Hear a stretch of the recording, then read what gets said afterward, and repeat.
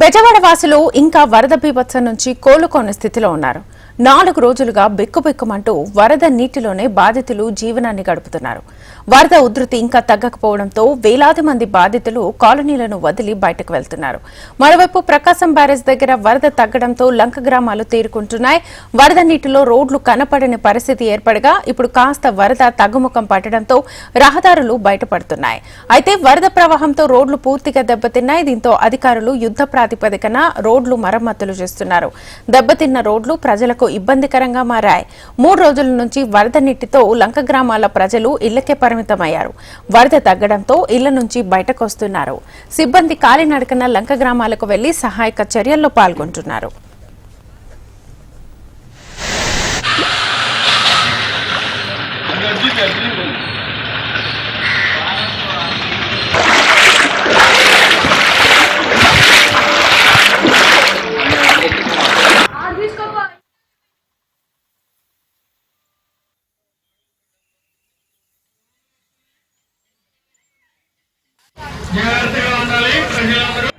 ప్రజలకు సహకారం అందించేందుకు దగ్గరికి వెళ్లి అందరూ కూడా ప్రజాప్రతినిధులు వాళ్ళ ఇంటికే వెళ్లి భోజనాలు కావచ్చు అన్ని కూడా అందించాలని ఏదైతే సీఎం ఆదేశాలు జారీ చేశారో దానికి అనుగుణంగా సింగ్ నగర్ పరిసర ప్రాంతాల్లో ఎక్కడైతే ముంపుకు గురైనటువంటి వారికి ఎమ్మెల్యే బోండా ఉమామహేశ్వరరావు దగ్గరుండి ఈ భోజనాలు ఎక్కడైతే కాలనీల్లో ఇరుక్కుపోయి లోపలికి ఆహారం అందడం లేదని నిన్న సీఎం ఈ ప్రాంతానికి వచ్చినప్పుడు కొంత ఆవేదన వ్యక్తం చేశారు బాధితులు. ఈ నేపథ్యంలో ప్రజాప్రతినిధులంతా కూడా ఆన్ డ్యూటీలో వెళ్లి బోండా ఉమామహేశ్వరరావు ప్రస్తుతం అంతా ఉన్నారు. ఇక్కడ పరిస్థితి ఏంటి, ఫుడ్ పంపిణీకి కావాల్సిన ఆటంకాలు ఏంటనేది అడిగి తెలుసుకున్నాం. సార్ చెప్పండి, నిన్న సీఎం గారు ఇక్కడికి వచ్చారు, మాకు భోజనం అందట్లేదు లోపలికి అని చెప్పిన కారణంగా అందరినీ కూడా వెళ్లాలని ఆదేశాలు జారీ చేశారు. ఎట్లా జరుగుతుంది?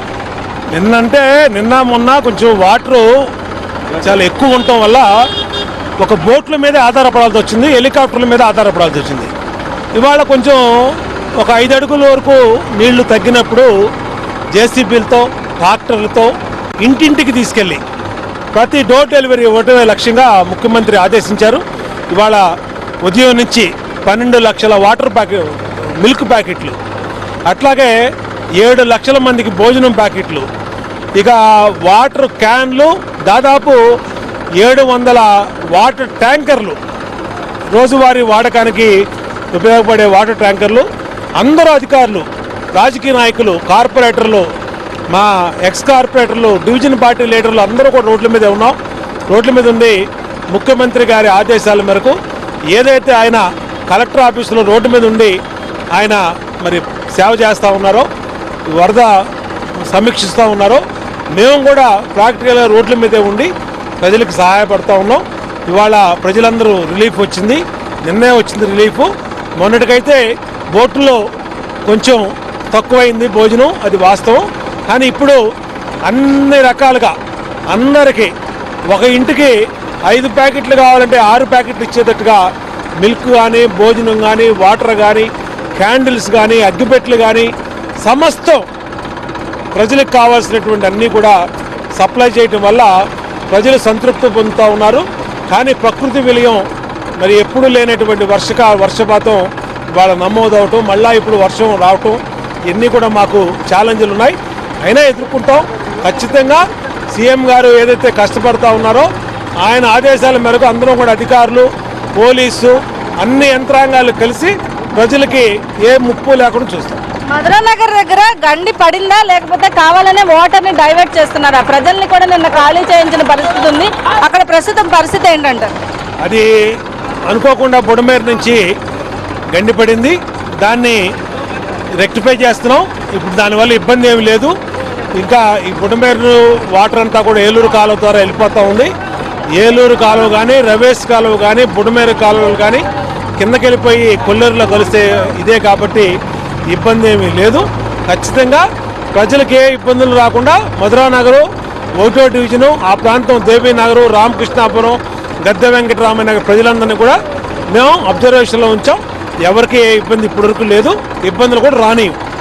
ఖచ్చితంగా ఏదైతే సీఎం గారి ఆదేశాల మేరకు మేము ప్రజాప్రతినిధులంతా కూడా ఇళ్ల వద్దకే వెళ్లి వారికి ఆహారం అందించే ప్రయత్నం చేస్తున్నామని చెప్తున్నారు. అలాగే నిన్న కొంత వరద ఉధృతి తీవ్రత ఎక్కువగా ఉన్న కారణంగా కొంత ఆహార పంపిణీ అనేది ఆలస్యమైనప్పటికీ కూడా ఈ రోజు మాత్రం ఖచ్చితంగా అందరి ఇంటికి కూడా అవసరమైన మేర వాటర్ని పంపిణీ చేయడం కావచ్చు, ఫుడ్ పంపిణీ చేయడం కావచ్చు, ఇటువంటివన్నిటిని కూడా చేపడుతున్నామని చెప్తూ ఉన్నారు. అలాగే ఏవైతే ఆదేశాలు ఇచ్చారో ఆ ఆదేశాలకి సంబంధించినంత వరకు కూడా ప్రజలకు సహాయ సహకారాలు అందించేందుకు ఖచ్చితంగా మేము ముందుకు వెళ్తాం. ఇంకా కూడా వరద ఉధృతి ఇప్పుడిప్పుడే తగ్గుతున్న నేపథ్యంలో కొంత సహాయక చర్యలు చేయడానికి ముమ్మరంగా ఏర్పాట్లు చేశామని ఎమ్మెల్యే బోండా ఉమా చెప్తున్నారు. క్షేత్ర స్థాయిలో పరిశీలిస్తే మాత్రం సింగనగర్ పరిసర ప్రాంతాలన్నీ కూడా మరొక 2 రోజులు నీళ్లలో ఉండాల్సిన పరిస్థితే కనిపిస్తోంది. కెమెరా పర్సన్ జీవన్తో కాంతి, హెచ్ఎం టీవీ, విజయవాడ.